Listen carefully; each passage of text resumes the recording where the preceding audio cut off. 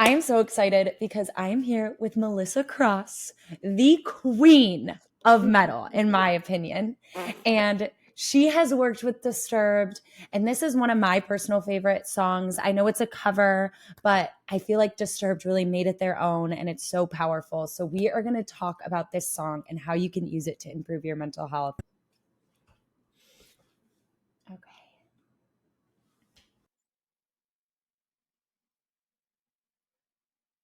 I love how there's silence at the beginning.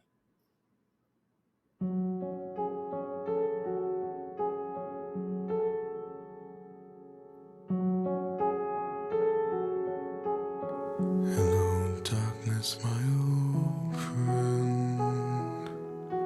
I've come to talk with you again, because a vision softly creeping left its seeds while I was sleeping, and the vision that was planted in my brain still remains within the sound of silence. Let's just pause there for a second because, wow, I feel like that is such a powerful picture of what it feels like to be a depressed person. Even that first line, like, hello, darkness, my old friend. Like, I know this depression, I know this sadness as well as I know a friend. It just feels like me. It doesn't even feel like anything different. It's when I'm alone.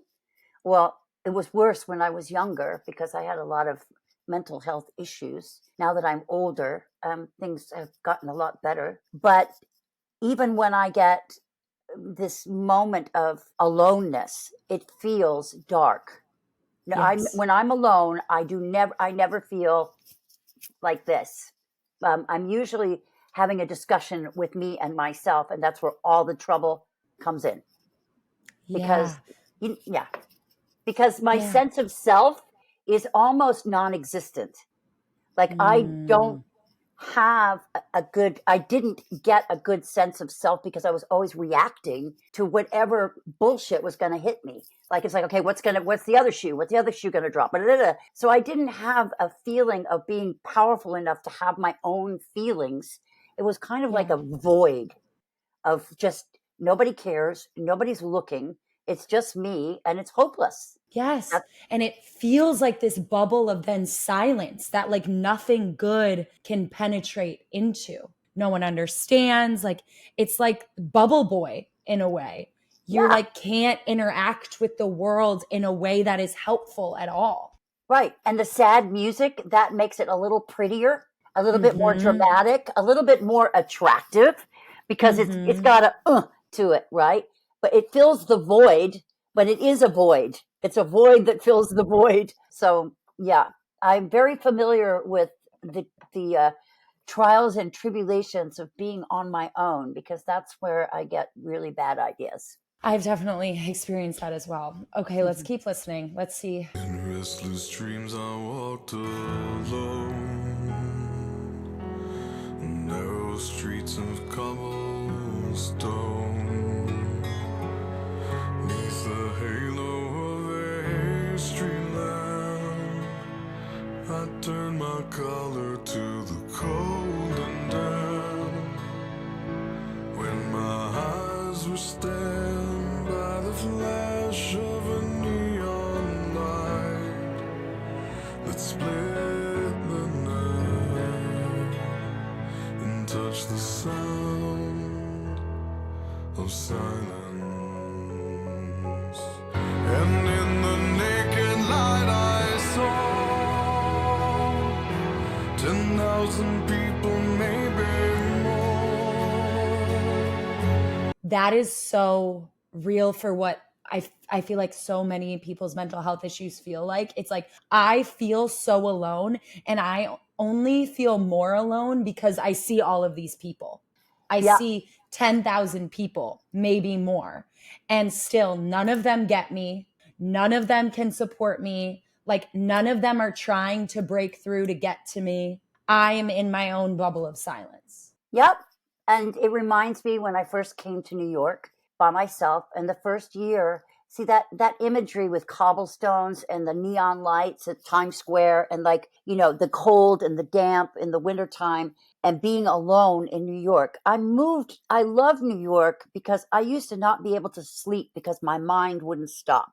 So I was a terrific insomniac, and I would always be afraid to sleep that I'd miss something. That's why I didn't want to go to sleep, because nothing happens in Texas, you know. So if I go to sleep, I'm going to miss it. But in New York, it never stops. So it felt like this sort of comfort. We're in my bubble. I could have this hubbub going around, and I could take a nap and it will still be going, right? But that's a very lonely place because there's a wall. It's the selfness of the depression. It's always been like this. It's always going to be like this. And that spell is only broken by another person's presence or point of view. The only thing that could break it is somebody else saying, well, wait, it's like, look at this, you know, like somebody else has to like, poof, break the bubble. And it's very hard to do on your own because you get really wrapped up in it. It's a little bit of a drama, you know, it's a little bit of a soap opera. It's a movie. Yeah. So, oh, that's so good. And you're so right. People talking without speaking. People hearing without listening. People writing songs and voices never share. And no one dare disturb the sound of silence. Fool said I, you do not know. Silence like a cancer grows. Hear my words that I might teach you. Take my arms and I might reach you. But my words, like silent raindrops, fell and echoed in the wells of silence. And the people. We'll go back to a second, but there's so much just packed in that little chunk. Like when I think about like people talking without speaking, there are so many ways that people show that they're struggling without using their words, like self-harm, eating disorders, like showing up to things like not looking taking care of. Like these are all signs of mental health struggles. And then when we go to that next line, like people hearing without speaking, it's like the way that you hear other people is so different when you're in that place of pain. You can't hear their care for you. You don't, and if you do, you don't believe it. Exactly, because there's no mechanism in my spirit to receive the love, because it's not, the button's not there.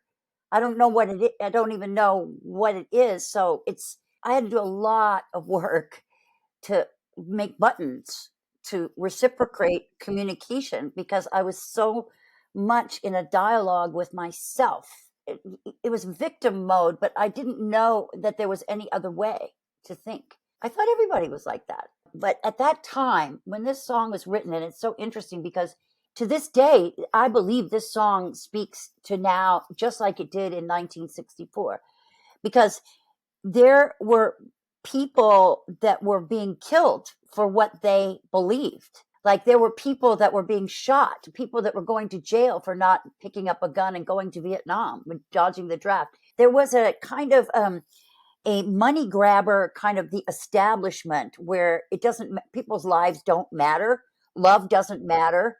Nothing matters except money and government and blah, blah, blah. And they were like, that was them. And we were together. It was us.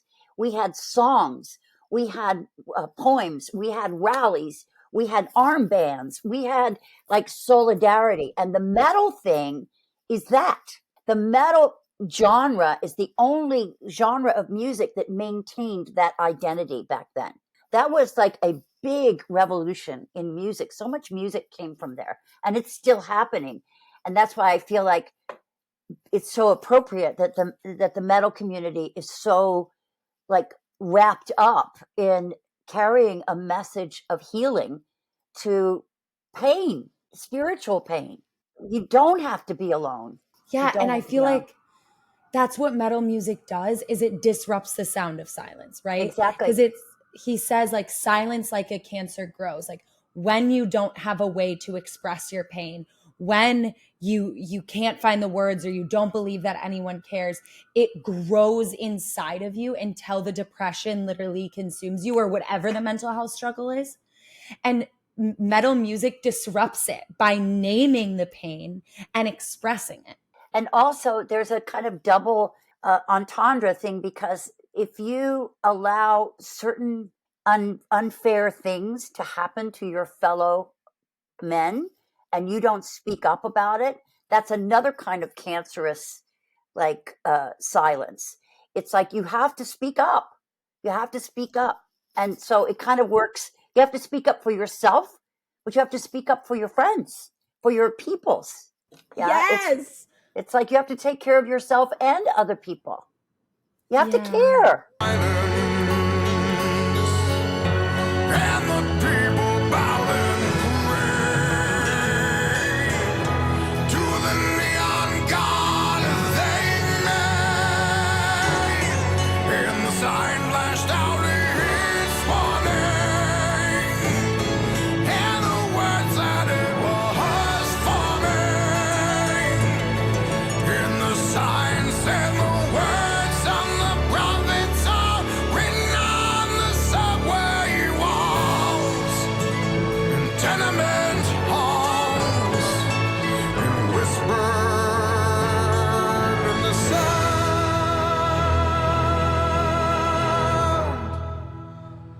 of silence.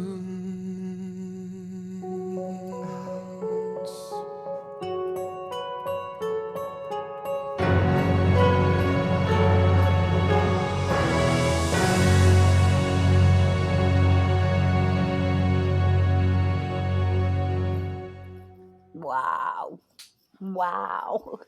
What a voice, huh? There's something about his voice on the song that amplifies the impact of the disruption of the sound of silence. Well, it doesn't, it's no coincidence that this man is very familiar with the darkness. My mother loved this song. Before she passed, she was so proud of me that I actually knew the person that was singing it. And on top of that, she used to call him, "So how is Hello Darkness?" How is Hello Darkness? But the thing is that he comes from the place where metal lives. He comes from the aloneness. He is one of us. That's why he can talk about this, because you can hear it in his voice. He's very familiar with that relationship with self that has this never-ending, like, vapid tornado with nothing in the middle except pain. You can hear and feel the authenticity in his voice. And it is authenticity that is what disrupts the sound of silence. That's right. And helps people and heals. And honest. Honest. Yeah. Vulnerable. It's so powerful. It's the vulnerability too, right? Because it's very hard to let down and to admit that you are less than, because when you say you're less than, there's a lot of people that have this kind of sadistic kind of urge that just because they can, they pounce on it and they violate that honesty. And so the memory of that makes it hard to speak up, because you don't want people to laugh at you. So you stay silent to avoid the judgment. But it takes to be willing to reach across the silence takes a lot of courage, and it takes just a little bit of willingness. Like, it's easy to say, no, I'm not doing that. But just the possibility that it just might help to speak. Because when you open up the possibility, then the love comes in, it rushes in. But it's such a hard, like, it's like going to the gym after not going for a while. It's really hard to get there. But because you get familiar with it. And I think, though, like what you're speaking to, Melissa, is also like it is so important to disrupt the sound of silence, and music can be a vehicle that makes it so much easier to disrupt it. Like literally all you have to do right now, if you're feeling like you're in that place with that bubble of pain, is comment below and tag at Heart Support, or send this reaction to someone and be like, this is how I feel.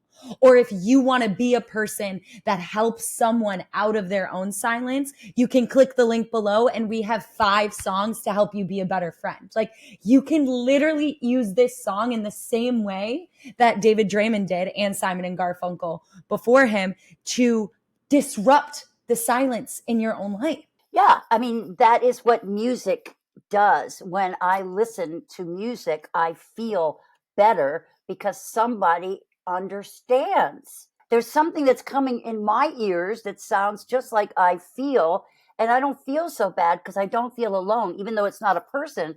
The music identifies with me, and I identify, and that's what it's all about. Connection. Connection is the opposite of silence. It's the opposite of isolation. And we are meant to connect. We are meant. And if we don't connect, we get sick. Yes, we get sick. Silence like the cancer grows. Yes. Yep. And it's like when you listen and you hear that what you just said was so powerful, that someone is singing about your feelings, it helps you then believe that of these 10,000 people that you're seeing, maybe someone else will understand you too. Yeah. Like maybe you can reach out and someone will understand you. Yeah. Because like Paul Simon understood, David Draiman understands. Right? Yes. And then I go to a show and everybody else understands. Yes. Oh my gosh. And I think that's what makes this community so powerful, is that like the scene in general, it's like, I always call it like misfits unite. It's like people who never feel understood. We all have like this authentic pain that makes us feel connected to this music. And it's so powerful. Well, Melissa, I have to tell you, my mom also loves this song. She listens to it every day. And your mom loved it too. So I think that we should dedicate this one to our moms. I do too. Just for the record, I should be a friend of your mom's because I think I'm old enough to be your mother. So I think it's great that like both of us are listening to this song, and with both the perspective of us in the 60s and a perspective of us now. It's so great. Give me your phone number. I want to hang out. I will. Oh my gosh, she would love that. I just took her to her first metal show. She saw Currents and Polaris. Oh, wow. That's a good one. I know. And she didn't watch the show. She literally watched the moshers the whole time. That's what I did. She was like, metal show.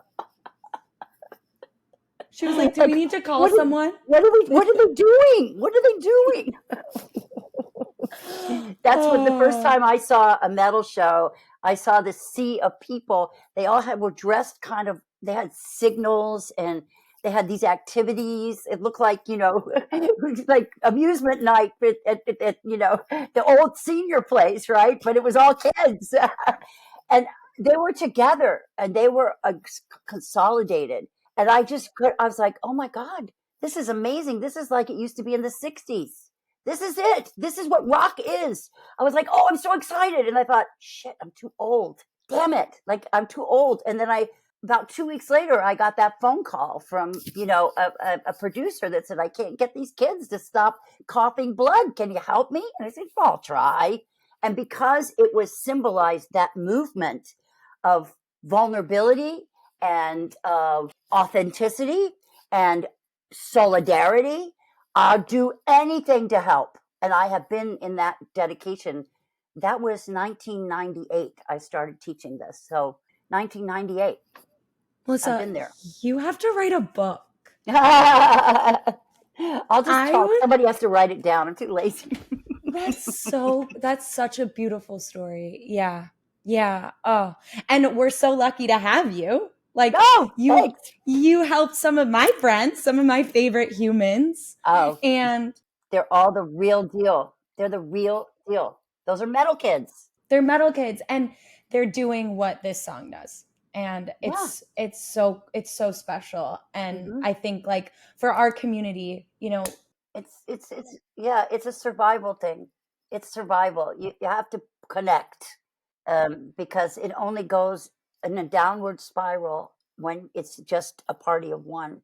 It just keeps going and going and going, and it feels like it's been doing it forever, and it will always be forever because it's a thing. It's a black cloud.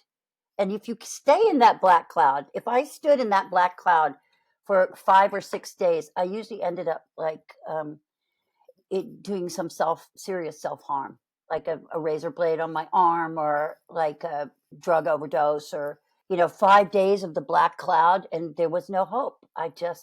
It's a spiritual death, spiritual suffocation. oh, It's a suffocating thing. You can't yeah, breathe it it. is. You can't. Ooh, Can't breathe. that's so powerful.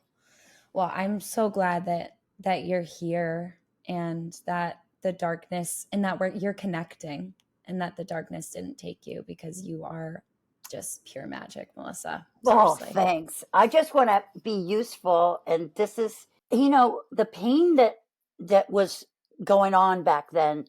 It has no purpose except to help somebody else. In other words, if I can talk about it and I can remember it, and I can come down, not down, but come to the level of what that is, because I remember it so well, then it means something if I can connect with somebody else that is connecting with that. So I can say, well, come over here because I went over here. And like the tea over here tastes better. Yep. I mean, Yep. just like Yep. just reaching out. It's So everything. It's It everything. is. It's everything. Okay. Well, thank you, Melissa, for being Thank on you. with us. Thank We'll you. see you next time.